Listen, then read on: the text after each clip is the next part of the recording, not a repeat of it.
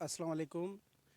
अॼु असां हिन सिंधी लाज़मी 9 ऐं 10 दर्जे जे क्लास जे हिन किताब खे ॾिसंदासीं, छो त हिन में तमामु घणियूं अदबी शख़्सियतूं शामिलु कयूं वयूं आहिनि। उहे उन्हनि जा चाहे उहे मज़मून हुजनि या उन्हनि जो अफ़सानो हुजे, ऐं इन खां अलावा हिन में शाइरी में बि तमामु घणियूं शख़्सियतूं जेके आहिनि उहे बि इंक्लूड कयूं वयूं आहिनि। इन जे करे मां सोचियो त इन्हनि शख़्सियतुनि जो जेको आहे इंट्रोडक्शन हिकिड़े लेक्चर में, हिकिड़े वीडियो में जेको आहे न उहो कराइजे त बहितरु थींदो। छो त हीअ SST जे लाइ ऐं जेका लेक्चर जी टेस्ट थींदी SPSC जी या के ॿियूं बि SPSC जूं टेस्टूं या कंहिं ॿिए इदारे जूं टेस्टूं, उन्हनि जे लाइ ॾाढो इंतिहाई अहम आहे। ऐं इन खां वधीक ॿियो त जेकॾहिं SST बि जेके थींदा पास थी वेंदा, क्वालिफाई कंदा, त उन्हनि खे बि इहे ई क्लास मतिलबु पढ़ाइणा पवंदा न, 9, 10 या 11, 12 इहे पढ़ाइणा पवंदा। पोइ मूंखे थी थो सघे, मूंखे इहो लॻे थो त इन्हनि किताबनि खे ई पेपर में मथां टच करनि। इन जे करे हिन किताबनि जी स्टडी ॾाढी अहम आहे। अॼु असां हिन जी 9 ऐं 10 वारे किताब जी, ऐं असां वरी कंहिं ॿिए वीडियो में पोइ हुन जी कंदासीं 11 ऐं 12 वारे सिंधी जी। उन में बि सुठा MCQs आहिनि, उन्हनि ते MCQs जो बि हिकिड़ो वीडियो ठाहे तव्हां सां शेयर कबो। हिन में अॼु असां ही आहिनि जेकॾहिं असां हिन खे ॾिसूं। अच्छा, हिन खां पहिरियां अगरि तव्हां मुंहिंजे YouTube चैनल ते नवां आहियो त हिन खे सब्सक्राइब कयो ऐं दोस्तनि सां शेयर बि कयो। ही हाणे शख़्सियतूं आहिनि जेकॾहिं असां फ़हरिस्त ॾिसूं। अच्छा, जेकॾहिं तव्हां हिन वीडियो खे न फुल स्क्रीन ते रखिजोसि, न त हीउ हेठियों हिसो जेको आहे न तव्हांजो उहो नज़र न ईंदो। फुल स्क्रीन कंदो त सॼो वीडियो नज़र ईंदो। हिन में हीअ आहे गंजे टकर जो शहर मज़मून आहे जेको सैयद मीरा मोहम्मद शाह जो आहे। हाणे इहो बि सुवालु MCQs थी थो सघे त गंजे टकर जो शहर कंहिंजो मज़मून लिखियलु आहे, त असां जवाब में उते टिक कंदासीं सैयद मीरा मोहम्मद शाह। उन खां पोइ सचाई जो जेको मज़मून आहे उहो मिर्ज़ा कलीच बेग जो। ऐं वरी इहो बि सुवालु थी थो सघे त सचाई मज़मून मिर्ज़ा कलीच बेग जे कहिड़े किताब तां वरितलु आहे, त उहो ही आहे तहज़ीबुल अख़लाक। ठीकु। उन खां पोइ वसकारो। हाणे ही वसकारो जेको आहे इहो आहे मज़मून मोहम्मद इस्माइल उर्साणी जो, ऐं इन जे किताब नयारियूं विथूं तां वरितलु आहे। उन खां पोइ साणीअ जी सिक, इहा लेखराज किशन चंद जो आहे ऐं हिन जे किताब अदबी आइनो तां वरितलु आहे। उन खां पोइ ॿियनि जा ऐब बर्दाश्त करणु, इहो परमानंद मेवाराम जो आहे ऐं हिन जे किताब गुलफुल तां खयलु आहे। ठीकु। उन खां पोइ शाह जी ॿोलीअ जो मयार, ही डॉक्टर नबी बख्श बलोच साहब जन जो मज़मून लिखियलु आहे। शाह जे रिसाले जुल्द नंबर 1 तां खणी करे हिन किताब में पेश कयो वियो आहे। उन खां पोइ आहे कचे जो शहर। हीअ बि मज़मून पीर हसामुद्दीन राशिदी जे जो लिखियलु आहे ऐं हिन जे किताब ॻाल्हियूं ॻोठ वणनि जूं उन तां खयलु आहे। त हाणे असां अॻिते हिन खे ॾिसूं था। उन खां पोइ ही अफ़साना आहिनि। अफ़साननि में आहे चरियाई अफ़सानो जेको आहे, या अफ़सानो कहाणी बि चई था सघूं हिनखे असां। चरियाई अमर जलील जो जेको अफ़सानो लिखियलु आहे इहो आहे अमर जलील जी किताब सिंधु मुंहिंजे साह मां खयलु आहे। उन खां पोइ मोकिलाणी, ॾाढो बहितरीनु कहाणी आहे महताब महबूब जी, ऐं हिन जे किताब चांदीअ जूं तारूं तां इहा वरिती वई आहे। उन खां पोइ जमाल अबड़े जो कहाणी आहे बदतमीज़, जेका हिन जे किताब पिशू पाशा तां खई वई आहे। ऐं हीअ पिशू पाशा अगरि तव्हां CSS जी तयारी कयो था त उन में उन जे सिलेबस में बि शामिलु आहे। किताब ॾाढो सुठो आहे, नंढिड़ो आहे, इहो ज़रूरु पढ़िजो। उन खां पोइ ऊंदाही धरती रोशन हथ। हाणे ही आगा सलीम जो नाविल आहे ऊंदाही धरती रोशन हथ, ऐं इन नावल मां कुझु हिसो हिन किताब में पेश कयो वियो आहे। उन खां पोइ हिकिड़ो ड्रामो आहे चंड ऐं मानी। ही अली बाबा जो ड्रामो आहे, इन मां बि उनजो टुकड़ो को हिकिड़ो हिते पेश कयो वियो आहे। उन खां पोइ आहे मुंहिंजी आतम कहाणी। ही आतम कहाणी आहे लिखियलु उमर बिन मोहम्मद दाऊद पोटे साहिब जन जी, इन जो बि हिन में शामिलु कयो वियो आहे। उन खां पोइ आहे सफ़रनामो। सफ़रनामे में अल्ताफ़ शेख जो ही सिंगापुर में 7 ॾींहं। अच्छा, हाणे इहो हिन जे किताब बंदर ऐं बाज़ारियूं तां वरितलु आहे। ही किताब आहे बंदर ऐं बाज़ारियूं, उन तां वरितलु आहे। ठीकु। उन खां पोइ आहे तंज़ो मज़ाह में अदू मोचीअ जो राॻु सिखणु। इहो अली अहमद बिरोही जे किताब ॼाम ॼामोट ऐं ॼामड़ा इन मां खयलु आहे। उन खां पोइ हिकिड़ो अदबी ख़त हिन में शामिलु कयो वियो आहे चांड्रोकी ऐं मां। चांड्रोकी ऐं मां शेख अयाज़ जे किताब जे काक ककोरी कापड़ी तां खयो वियो आहे ऐं हिते हिन में पेश कयो वियो आहे। उन खां पोइ ही नज़म जो भाङो। हाणे नज़म में ही आहे शाह अब्दुल लतीफ़ मियां सरफराज़। ही जेका बि तव्हां लिस्ट ॾिसो था इन खे बि असां पढ़ंदासीं। इन्हनि जो बि हर हिक जो उन्हनि जा किताब ईंदा, उन्हनि जो तारीफ़ ईंदो, इहे किथे पैदा थिया, कॾहिं वफ़ात थी, कहिड़े ॻोठ सां। छो त इहो बि असां ॾिठो आहे त उहे सवाल खणंदा आहिनि त मिसाल अलामा आहे काज़ी कहिड़े ॻोठ में पैदा थियो, त ॾाढो इम्पॉर्टेंट आहे इहो। इन जे करे इन खे बि असां हिन नज़म वारे पार्ट खे ॿिए हिसे में विडे में पेश कंदासीं। अॼु असां उहो जेको मथां नसर वारो हिसो आहे उहो अॼु असां हिन में डिस्कस कयूं था। अच्छा, शुरू था कयूं। हाणे हीअ आहे सैयद शेर शाह बुखारी। हाणे सैयद शेर शाह बुखारी जी विलादत 1940, वफ़ात 1921 में। ठीकु। उनखां पोइ हीअ ॻोठु अमीन लाखे में, ठीकु, ॻोठु अमीन लाखो तालको हाला में। ठीकु। ऐं हिन जी जेको आहे नसर नवीसो तालीमदानो महक़क़ हुयो। ऐं हिन में हीअ जेको आहे सिंधी मादरी ज़बान जे दर्सी किताबनि में लेखक ऐं एडिटर बि रहियो ऐं दर्सी किताबनि जी नज़रसानी कमेटीअ जो मेंबर बि पिणु रहियो। इन खां अलावा सिंधी लुग़त बोर्ड जो, हीअ जेका लिखियलु आहे, सिंधी लुग़त बोर्ड जो इंचार्ज बि रहियो। ऐं घणे अरसे ताईं हीअ training college for main Hyderabad, हीअ जेका लिखियलु आहे, इन में ही उस्ताद थी रहियो। ऐं इतां ई हीअ जेको आहे प्रिंसिपल थी करे रिटायर थियो। 12 मई 2021 ते साईं जन जी वफ़ात थी। ठीकु। उनखां पोइ अचे थो अलामा आई काज़ी। हाणे अलामा आई काज़ी ॾाढो अहम आहे, छो त हिन जो इन जे करे हिन हिकिड़ो सॼो सबक़ु ॾिनो आहे। हाणे सबक़ मां असां जेके मां हिन ते ॻाढ़ी पेन सां लकीरूं ॾिनियूं आहिनि, इहे जेके आहिनि अहम आहिनि हिन असांजे लाइ। हिन जंहिंसां अलामा आई काज़ी शादी कई उहा जर्मनी जी माई हुई, हीअ जर्मनी। ऐं असुलु नालो अथसि इहो दोशीज़ा मादाम एल्सा गर्ट्रो डोलिश, इन जो इहो असली नालो। ऐं अलामा साहब जो जेको पूरो नालो आहे उहो आहे, अलामा साहब जो पूरो नालो इमदाद अली आहे ऐं पीउ जो नालो काज़ी इमाम अली अंसारी ज़ात जो हुयो। ठीकु। इन खां अलावा मथे ॾिसोसि त हीअ जेको आहे आया काज़ी साहब जन wise president of poetic society. हाणे हे पोइटिक सोसाइटी इंग्लैंड जी हुई, उते ही वाइस उनजो प्रेसिडेंट बि रहियो। हीउ ॾाढो अहम MCQs आहे इहो।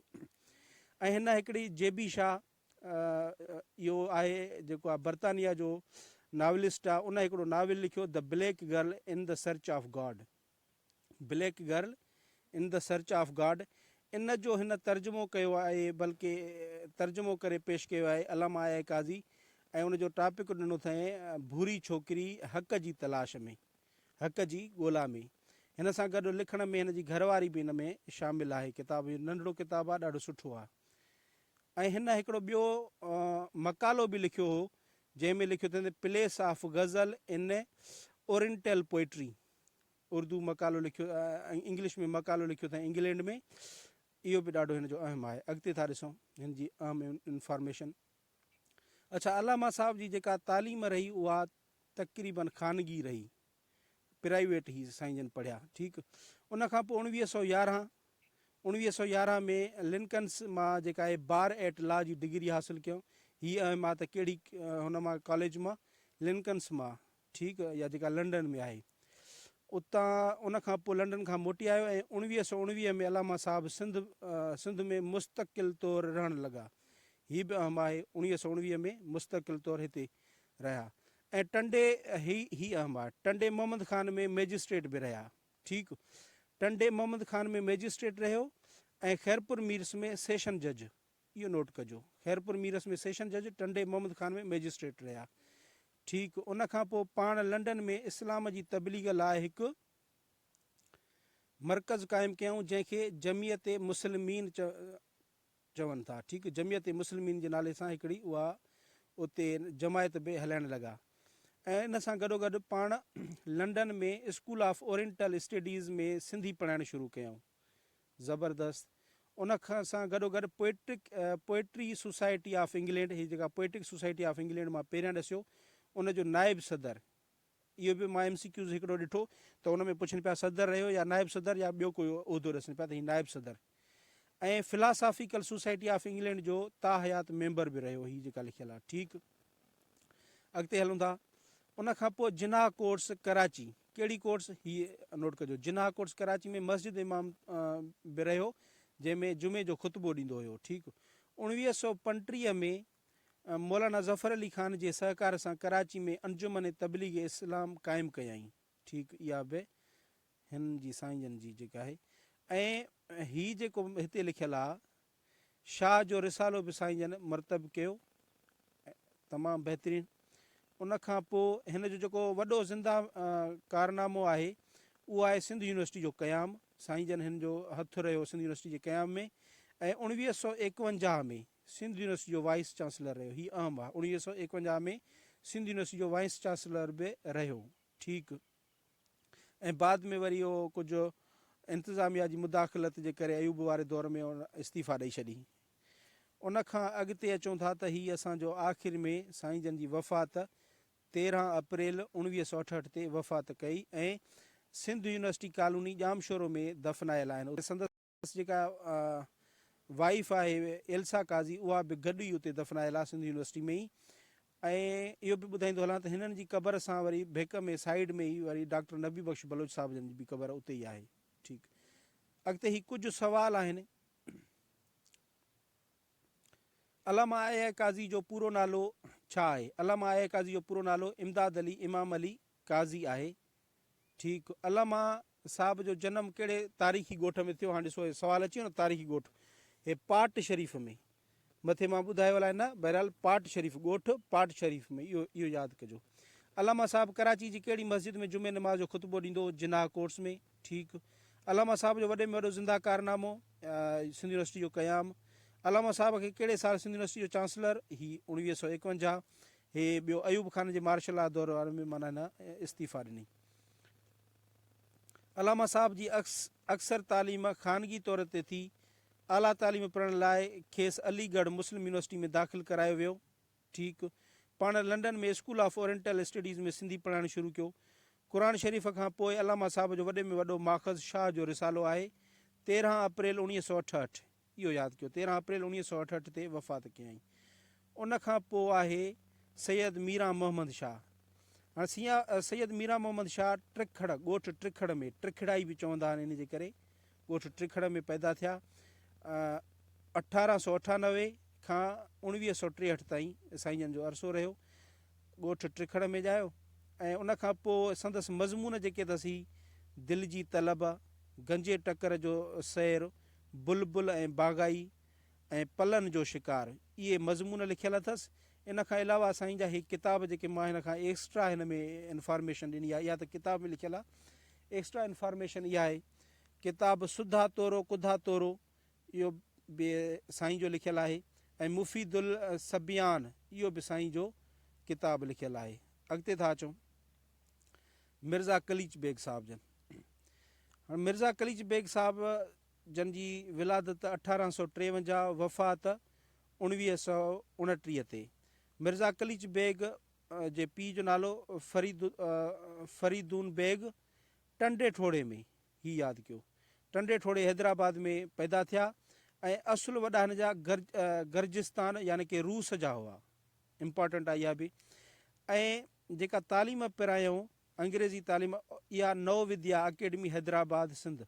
हाणे हीअ जेका नव विद्या अकेडमी आहे न, हीअ जेको ओल्ड कैंपस आहे सिंध यूनिवर्सिटी जो ओल्ड कैंपस, इन जो पुराणो नालो इहो नव विद्या अकेडमी हुयो। ठीकु, मुख़्तियारकार बि रहिया, डिप्टी कलेक्टर जो उहिदो बि माणियो। ऐं हीअ वॾी मतिलबु साईं खे सलाम हुजे, 76 सालनि जी ॼमार में 461, ही नोट कजो पॉइंट, 461 जेके आहिनि किताब लिखियऊं। उन में नाटक हुया, ड्रामा हुया, लतीफ़ियात वग़ैरह वग़ैरह। ऐं इन्हनि कमनि जे करे शमसुल उलमा जो साईं जन खे जेको आहे ख़िताब मिलियो। इन खां अलावा साईं जन जी जेका मज़ार आहे उहा बुलंद शाह मक़ाम टंडे ठोड़े हैदराबाद में ई आहे। हीअ जेका आहे एक्स्ट्रा इंफॉर्मेशन ॾिनी आहे मां। दिलाराम नाविल आहे मिर्ज़ा कलीच बेग जो, ज़ीनत बि नाविल आहे मिर्ज़ा कलीच बेग साहिब जन जो, तहज़ीब अख़लाक। हाणे हीअ तहज़ीब अख़लाक मां सचाई मज़मून जेको आहे हिन किताब में शामिलु कयो आहे। शाहनामे वारा शाह, इहो बि किताब साईं जो लिखियलु आहे। ऐं हीअ ईरान जी तारीख़ ते लिखियलु आहे, शाहनामे वारा शाह। सिंध जी मुख़्तसर तारीख़ बि मिर्ज़ा कलीच बेग साहिब जन जी। अॻिते था हलूं। हाणे आहे भेरूमल महरचंद आडवाणी, ग़रीब, साईं जन जो लक़ब आहे इहो आहे ख़िताब जेको तख़लुस आहे उहो ग़रीब आहे। तख़लुस भेरूमल महरचंद आडवाणी जनम 1875, लाॾाणो 1950 में, हैदराबाद में ॼाओ। ठीकु, हीअ आहे लतीफ़ शनास वग़ैरह वग़ैरह हिन जी ख़ुशूसियत आहे। ऐं हिन जा जेके किताब लिखे उहो क़दीम सिंध, उनखां पोइ सिंधी ॿोली जी तारीख़, वॾो सिंधी व्याकरण ॾाढो मशहूरु आहे हिन जो, ऐं नओ बहार ही शाइरी जो मजमूओ, नओ बहार किताब इहे। ऐं साईं जन जो जेको आहे लाॾाणो आहे 1950 में। ठीकु, अॻिते था हलूं। मोहम्मद इस्माइल उरसाणी, मोहम्मद इस्माइल उरसाणी 1906 में पैदा थिया, 1986 में वफ़ात थी। ठीकु, ऐं हाला में पैदा थिया। नाटक नवीस बि हुयो, कहाणीकार बि हुयो, मज़मून निगार बि हुयो। हिन जो जेके मशहूरु जेके मजमुआ शाया थिया आहिनि मज़मूननि जा, उन में बदनसीब थरी, हे ॾाढो मशहूरु आहे बदनसीब थरी। ऐं नक्शे अमल, ख़्याल ख़ातिर, 4 मकाला। हाणे हीअ जेको 4 मकाला आहे न, इहो CSS जे सिलेबस में बि शामिलु अथव। अगरि CSS जी तयारी था कयो त हीउ नंढिड़ो किताबु आहे, हीअ परचेज़ करे छॾियो ऐं हिनखे पढ़िजो। नयारियूं विथूं ऐं सखर सही ॾींहं, हीअ आत्मकथा आहे साईं जन जी। ठीकु, उनखां पोइ अॻिते था हलूं। लेखराज किशनचंद अज़ीज़, हाणे लेखराज किशनचंद अज़ीज़ साहब जंहिंजो जेको जनम आहे 1897 ऐं लाॾाणो 1972 में। ठीकु, लेखराज किशनचंद अज़ीज़ हैदराबाद में पैदा थिया। शाइरी, मज़मून निगारी ऐं नाटक नवीस आहिनि। ऐं साईं जन जा जेके किताब आहिनि उहे आहे कुलियात अज़ीज़, हाणे हीअ शाइरी जो किताबु आहे। ॿियो अदबी आईनो, हिन में मज़मूननि अथसि। ऐं हिन अदबी आईने मां ई साणीअ जी सिक, इहो जेको मज़मून आहे उहो हिन दर्जे जे किताब में शामिलु कयो वियो आहे। सुवालु अचे साणीअ जी सिक कंहिंजो मज़मून लिखियलु आहे, त जवाबु थींदो लेखराज किशनचंद जो। किताब कहिड़े? अदबी आईने मां। अॻिते था अचूं, हीअ 2-3 सवाल हिन जा शामिलु कया आहिनि। लेखराज किशनचंद अज़ीज़ ॼाओ, किथे ॼाओ? हैदराबाद में। साणीअ जी सिक में ज़िक्र आहे कंहिंजो? मारवी जो। लेखराज किशनचंद अज़ीज़ वफ़ात कई 1972।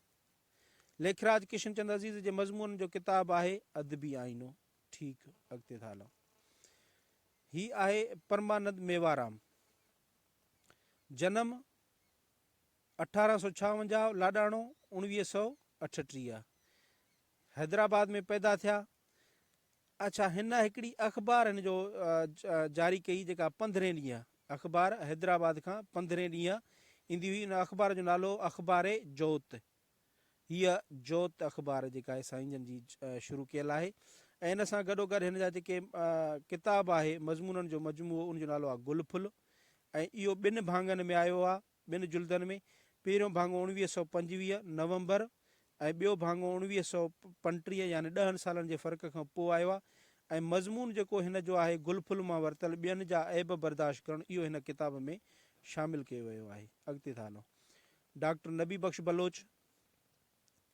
अच्छा, डॉक्टर नबी बख्श, हिकिड़ो सुवालु ॾाढो मुंझाए रहियो हुयो त लोक अदब ते घणो जेको कमु आहे कंहिंजो थियल आहे।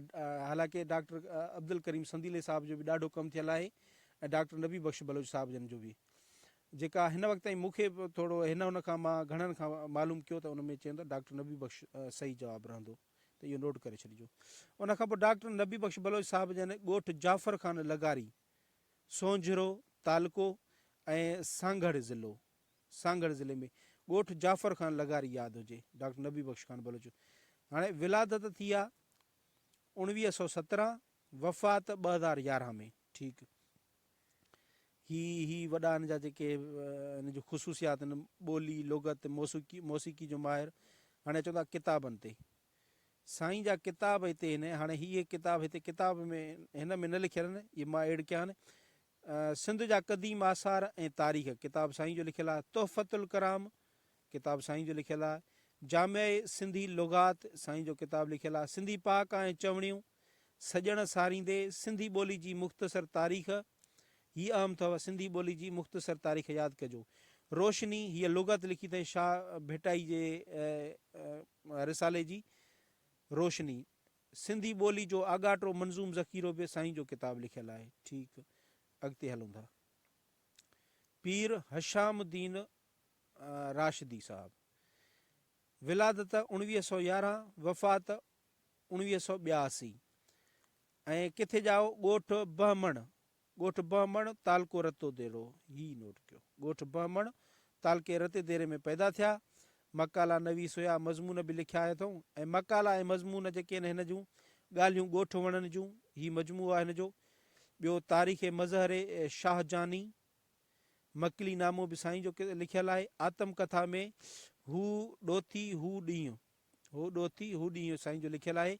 हाणे ही जेको किताबु अथसि ॻाल्हियूं ॻोठु वणनि जूं, इन जो जेको आहे मज़मून कचे जो सैर हिन किताब में शामिलु कयो वियो आहे। ठीकु, अॻिते था हलूं। अमर जलील साहब जन अची विया। क्रिकेट जो ॾाढो शौक़ीन हुयो, साईं जे लिखत में मां पढ़ियो। क्रिकेट सां चए थो मूंखे जुनूनी इश्क़ हूंदो हो। अमर जलील साहब जन जो नालो मुकम्मल अब्दुल जलील, ज़ात काज़ी, विलादत 1936, साईं जन हाल हयात आहिनि। मौला वॾी उमिरि ॾियो साईं जन खे। ऐं 8 नवंबर 1936 ते रोहड़ी में पैदा थियो। नोट कयो, रोहड़ी। ठीकु, कहाणीकारा, ड्रामा निगारा, कालम निगारा। हिन जो हिकिड़ो नाविल अथव फ़क़ति, ही जेको आहे नेठि गूंगे ॻाल्हायो। ही नेठि गूंगे ॻाल्हायो नाविल फ़क़ति हिकिड़ो साईं जन लिखियो। बाक़ी ॿियूं कहाणियूं सिंधू मुंहिंजे साह में, दिलि जी दुनिया, सर्द लाश जो सफ़र, जमूद, तारीख़ जो कफ़न, रनीकोट जो ख़ज़ानो, लहंदड़ सिज जी लाम, इंदिरा, इहे हिन जा किताब आहिनि। ठीकु, हाणे हिन में जेका चरियाई आहे न, चरियाई वारी की, उहा सिंधू मुंहिंजे साह मां वरिती वई आहे, हिकिड़ी कहाणी आहे। हाणे हिन में कहाणी में हिकिड़ो किरदारु आहे चीनो। वञी करे हिकिड़े बबुर जे वण जे हेठां बीहे थो ऐं बबुर खां घुरे थो पियो ॿेर। त भाउ अचेसि थो, उते चएसि थो छा थो करे? चए मां बबुर खां ॿेर थो घुरां। हिन जी घणी गुफ़्तगू थिए थी, आख़िर में नतीजो इहो थो निकिरे त तोखे ख़बर आहे? त चए बबुर कॾहिं बि ॿेर न ॾींदो। चए मूंखे ख़बर आहे, पर सॼी दुनिया खे बि ख़बर आहे बबुर कॾहिं बि ॿेर न ॾींदो, पर तॾहिं बि हर को बबुर खां ॿेर घुरे थो पियो। माना अजई तवकात रखण वारी। ही उन मां ही सवाल आहिनि, भले तव्हां स्क्रीन शॉट वठो, बाक़ी ॿियो कहिड़ो अहम कोन्हे को। हे चीनो लिखियलु अथव, हे ॾिसो चीनी, चीनी हे किरदारु अथसि, इहे किरदारु बि अहम आहे। पोइ अचे थी महताब महबूब। महताब महबूब हाल हयात आहिनि। विलादत 1949। ठीकु, ऐं 1949 कराची में पैदा थी, कहाणीकारनि में लेखी वञे थी। ऐं हिन जा जेके आहिनि किताब आहिनि, चांदीअ जूं तारूं, मिठी मुराद, ख्वाब, खुशबू ऐं छोकिरी। ही नाविल अथसि। प्यार पनाहूं छांवरा, प्यार पनाहूं छांवरा, ही ऐं ही ॿ जेके नाविल अथसि। ही जेका आहे चांदी जूं तारूं कहाणियूं आहिनि। ऐं हिन कहाणियुनि में जेका मोकिलाणी कहाणी आहे, उहा हिन किताब में शामिलु कई वई आहे। ॿियो अहम ॻाल्हि इहा, हे लिखियलु अथव, ओ हे चांदीअ जूं तारूं खे पाकिस्तान राइटर्स गिल्ड जे तरफ़ां इनाम बि ॾिनो वियो। ठीकु, ऐं हिन जो ही हसन बि संदसि छपियल किताब आहे। ही हसन जेको उहे लिखियलु आहे। ठीकु, हाणे हलूं था अॻिते। अच्छा, हिन जी मोकिलाणी जे बारे में तव्हांखे मां ॿुधायां। थी थो सघे मथां कहाणी अचे त मोकिलाणी जे बारे छा जी कहाणी आहे। हाणे मोकिलाणी में जॾहिं हिकिड़ो छोकिरी कंहिंजी शादी थींदी आहे न, उहा घरु छॾींदी आहे, त हिन में उहे आख़िरी हुनजा 2-3 ॾींहं जेके अथसि न घर में, भाउ खां मोकिलाणी उन कमरे में जंहिं में रहे थी, उहे भाइर माइरूं भेनरियूं, उहो माना हुनजे घर छॾण जो ॾुखु जेको आहे, उहो ग़म आहे, उहो हिन में ॾाढो समायो अथई। इहो इन जो इहो ई शॉर्ट फॉर्म जेका आहे इन जी उहा ई आहे कहाणी जी। उनखां पोइ मुंहिंजे पसंदि जो जेको आहे लेखक, मुंहिंजी पसंदि आहे आगा सलीम। मूंखे ॾाढो बेहदि पसंदि आहे। सिंधी में आगा सलीम, उर्दू में हाशिम नदीम बहितरीनु आहिनि। आगा सलीम जो नालो असुल आगा ख़ालिद सलीम। ठीकु, ऐं पैदा जेके थिया उहे शिकारपुर में थिया। ठीकु, पैदा शिकारपुर में 1935 में पैदा थिया, 2016 में वफ़ात कयाऊं। हिन शाह साहब ते बि तमामु घणो कमु कयो आहे, तॾहिं चयो था शाह अब्दुल लतीफ़ जो पारखो चयोसि था। हिन जा नाविल आहिनि ऊंदाही धरती, रोशन हथ, हमा औस्त, अणपूरो इंसान। ही 3 नाविल जेके मां हिते लिस्ट में ॾिना आहिनि, इहे 3 नाविल हिन जा आहिनि। ऐं शाइरी जो किताबु ही लिखियलु अथव हिते, पन छण ऐं चंड, हीअ शाइरी। ऐं कहाणियुनि जो किताबु चंड जा तमन्नाई। ऐं उनखां पोइ हिकिड़ो स्टेज नाटक बि लिखियो अथई, उहो अथव हे गुल छिनो गुरनार जो, ठीकु। ऐं अफ़साननि जो नंढड़ी शार्ट कहाणी जो लज़त गुनाह, ऐं हीअ हिन जो पहिरियों किताबु लिखियो वञे थो।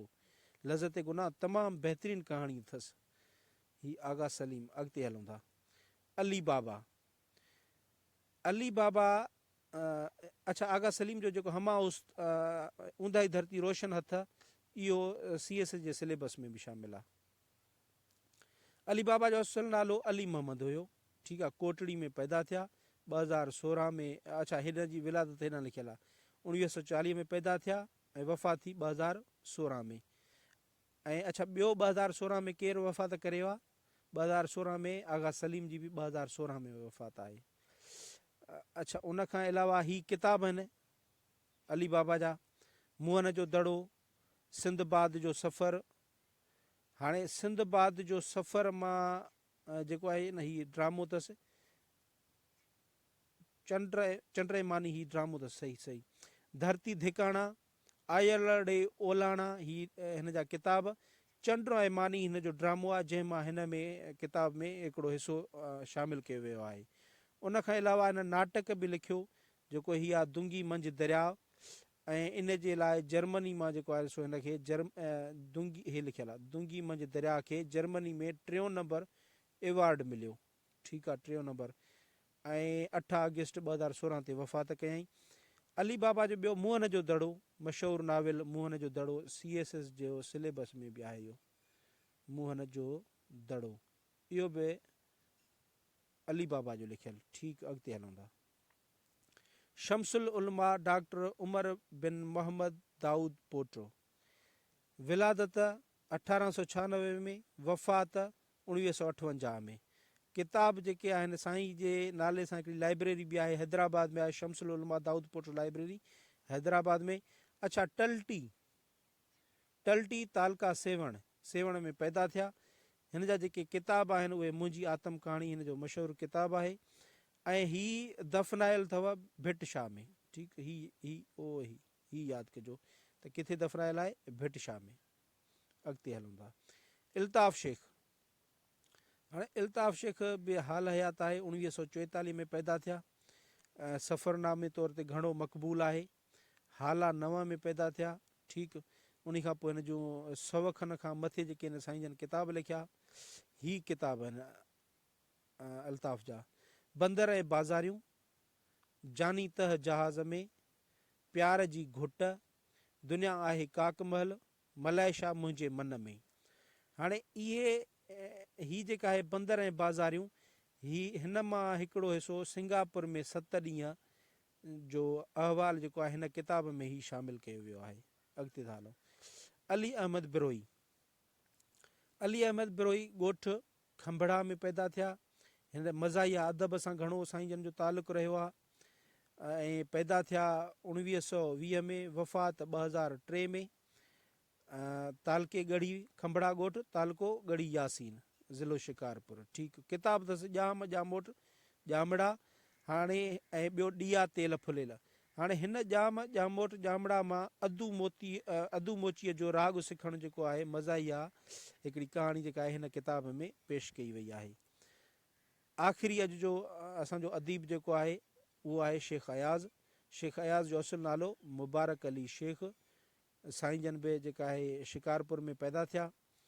उन खां पोइ 2 मार्च हिन जी तारीख़, छो त साईं मशहूरु आहे त इन जो ज़रूरी आहे, त 2 मार्च 1923 में ऐं वफ़ात 1977 में, ठीकु।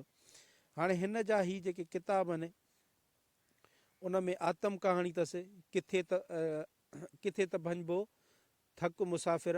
कहाणियुनि जा किताब अथसि पुनल खां पोइ, सफ़ेद वहशी। ऐं ख़त अथसि जे काक ककोरियां कापड़ी। हाणे इन किताब मां ही कुझु ख़त जेको आहे सो हिन किताब में शामिलु कयो वियो आहे। ऐं इहो जेको आहे इहे ख़त लिखिया अथई कंहिंॾे, किताब कहिड़े, चांड्रोकीअ मां, ठीकु आहे। ही जे काक ककोरे कापरिया, इहे जेके आहिनि सो किताब जेके ख़त हुयसि, इहे इब्राहिम जोयो ॾांहुं हिन लिखिया, उनखे हिन में शामिलु कयो वियो आहे। इन खां अलावा साईं जन जी जेके ही किताब आहिनि साहिवाल जेल जी डायरी, ठीकु, शाइरीअ जो सजदो, कुल्हे पातम कीनरो, इहे बि साईं जा ई किताब लिखियल आहिनि। त अॼु जे लाइ असांजो इहो हुयो सभु कुझु। हाणे असांजो जेको नेक्स्ट थींदो वीडियो उहो थींदो असांजी जेके शाइरी में ही पहिरियां जेके मां ॾेखारिया शाइरीअ वारा जेके बि सभई आहिनि उन्हनि ते असां वरी ॿिए वीडियो में उन्हनि जी जेके बायोग्राफी ऐं लाइफ जेका आहे उन जा किताब जेके अहम आहिनि उहे पढ़ंदासीं, ही लिस्ट वारी। Thank you so much for watching this video.